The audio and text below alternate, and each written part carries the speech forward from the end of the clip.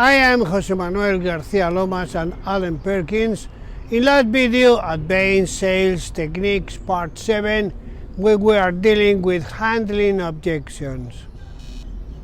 And now we complete this theme with overcoming objections.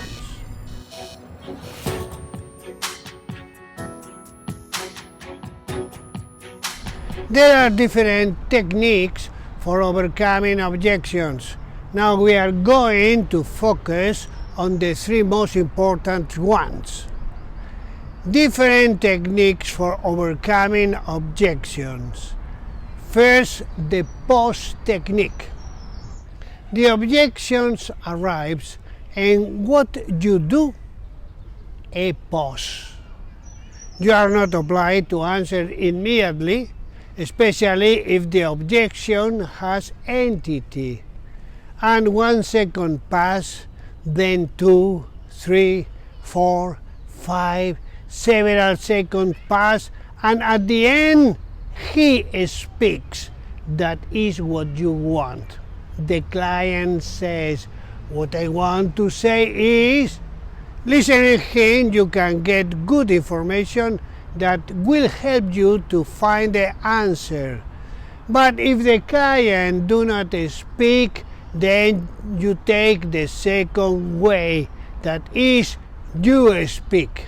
And then if you are 100% secure that you have the valid response, give it and continue. But if not, then make an open and neutral question and make a pause. Let's talk about the importance of pauses. They are a highly effective technique if they are well used, both to speak and listen, and in all dialogues. Pauses always seem long and are much less longer than we think. What creates the music? The rhythm. And what creates the rhythm? Pauses. 3 reasons for pauses in treatment of objections. 1. Psychological. Example, the technique of the pause, since with it we obtain more information or the answer in many occasions, and we gain time to think. 2. If we are 100% sure to know what is behind the objection, use a pause to think about the answer. 3. If we are not 100% sure to know what is behind the objection, pause for how to find it. The use of test question, example, why do you say that, Mr. Client? Or can you extend that point further, Mr. Client? Or what are you really referring to, sir? 2. The conditional acceptance technique. It is a condition sine qua non, that is, condition without or indispensable, to be able to apply this technique, that when the objections arrives, the salesman has clearly and in advance a good solution for that objection. Then 2 alternatives I propose. The first, it is to answer the objection by overcoming it, since the salesman has a good answer to overcome that objection. But then it could happen that with some clients with the ego highly developed, the ego wakes up, and when the client sees the great ease and speed with which the salesman has solved and overcome his problem, his resistance, his strong objection, he feels annoyed, somewhat humiliated, and almost forced to show the salesman that he can put much harder difficulties. And without knowing it, the salesman becomes an incentive for the client, who now searches and searches in his mind new difficulties, objections, to put the salesman, and now to see if he's able to overcome them as a sales professional. In short, we would be entering an egos competition between client and salesman, and it is clear that this path does not interest us. The second alternative is that since the salesman knows that he can overcome the objection with ease, what he does is apply this magnificent conditional acceptance technique in the following way and in a practical way.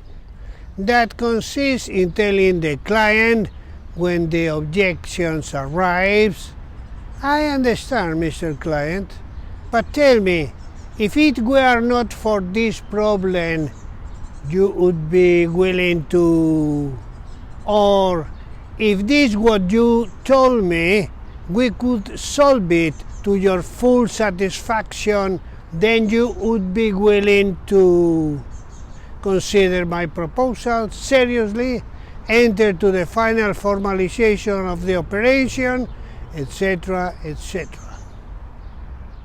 If the client says yes, you have already closed him, since you have used conditional acceptance, and since you have the answer in front of you, you will say, interpreting it with a little doubt, "Look, Mr. Customer, what do you think? Could we solve it this way?" At that time, you have overcome the objection, and the client has been compromised with you, because by saying yes, the client, he accepts that if that promise disappears, automatically there would be no resistance on his part to accept our proposals, since that it was the last that prevented him from entering the client in the final part of the sales process, which is the closing of the sale. The conditional acceptance, in fact, is a partial close, that's to say, steps and acceptance to be achieved throughout the sales interview to reach the main closing. It is a test close to know the customer's purchase temperature at a certain time, and also to draw a hidden objection that may exist, and it is a final closing. 3. The Boomerang Technique. Who does not know the operation of that archaic weapon to hand used by the Australian Aborigines? When the boomerang is thrown by the Aborigine and does not hit the piece that he wants to hand, the boomerang returns, spinning intensely into the hands of the hunter. The same happens with these techniques of overcoming objections in the sale.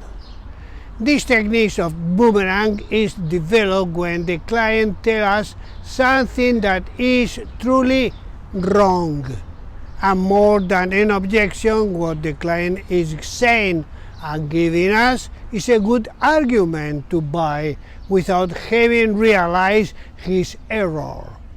Possibly he was wrong, or he misunderstood the point that he exposed me. We already know that the competition, it does not eat, does not sleep, does not rest, trying to scratch the part of the market share that we have, and sometimes it infuses negatively against us in the market. If this is the case, what we do with the boomerang technique is to return objection to the client. How? The boomerang is not a question. The boomerang is a declaration, and usually begins with a word. Precisely, Mr. Customer, that you are telling me is why you should accept my proposal. Have you realized that? And undo their mistake, having him without reaction capacity. Let's not be too soft when we are dealing with objections, but yes, courteous and educated with the client. Remember, courteous does not take away the brave. And always return to the side of the need in the balance of sale when we are trying to overcome objections, so that the client will be aware of the need that he has. There is much more to add in relation to objection management and objection techniques, but as in previous videos presented in advanced sales techniques, we do not intend to exhaust all topics. In the next videos, we will close this series for the moment on the advanced sales techniques with a part 9 and 10, just treating the key stage of the sales, that is closing the sales, and we will move on the other topics of interest. If you are interested on our videos, I suggest you give a like and subscribe to our channel.